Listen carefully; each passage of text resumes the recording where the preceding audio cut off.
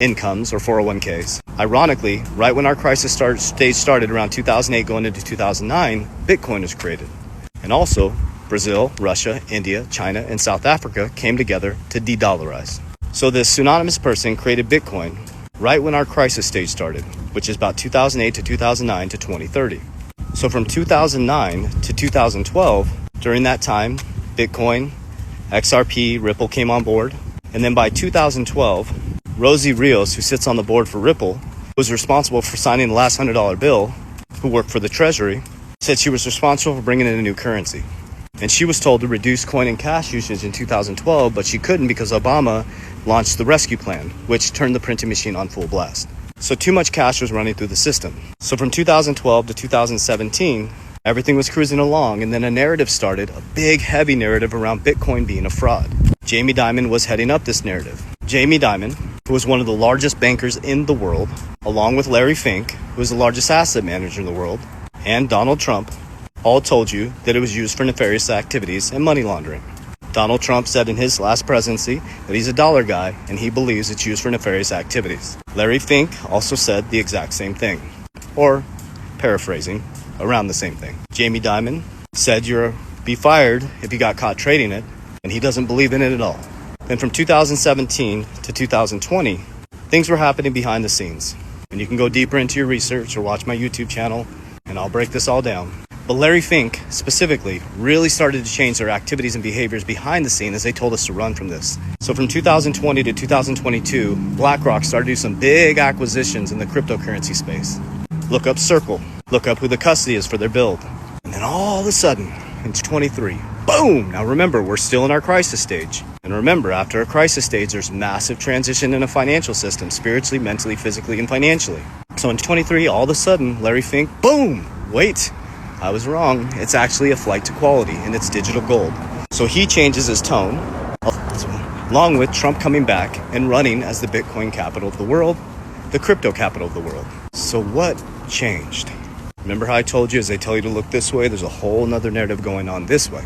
So what is actually happening is an infrastructural change in your financial system due to mismanagement and misappropriation of funds, and a Federal Reserve that is not federal nor reserve that was able to turn a printing machine on full blast. Now we have more debt than we have income.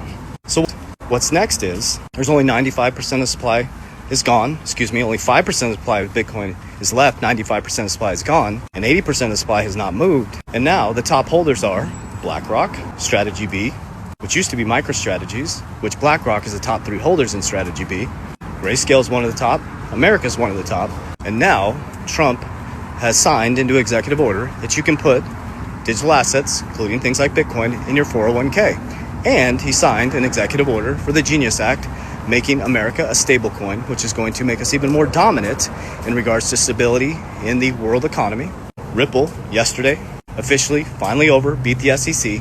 You're going to have distributed ledger technology. Things like XRP, like I told you, since 2020 are going to run the new financial system. Bitcoin is going to be the new store value, like gold. We are going to end our crisis stage as we head into 29 and 2030. And those who paid attention, just like those who paid attention from 1929 to 1942, and were speculators, became some of the richest families in the world. So you have to go a little bit deeper than the hype. You have to go a little bit deeper than these price predictions. You have to get out of the get rich quick and chasing meme coins and understand the infrastructural change and the cycles that happened over and over again in humanity. Remember, this is nothing new under the sun. Jesus flipped over the money changers after being gone for 18 years, coming back on a donkey, representing humility. And when they tried to mock him and they said, "Who do we give our taxes to?" He said, "Who's on the coin?" They said, "Caesar." He said, "Give your taxes to Caesar, give to God what is his, give to me what is mine." So if you made it this far, all that's happening is you've been through this before over and over again, and your soul is awakened to a different paradigm. And you have a conscious choice, just like every single human being has free will on how they're going to respond to this. Some people are saying, this guy's out of his mind, this bearded hippie guy.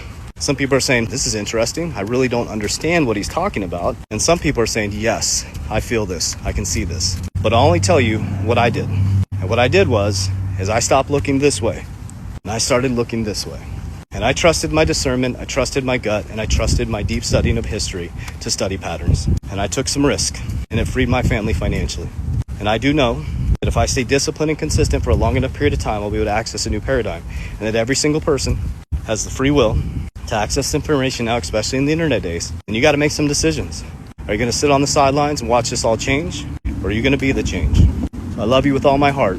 But by 2030, when you wake up and we come out of our crisis stage, you'll be in the new system and you're going to own it or be consumed by it.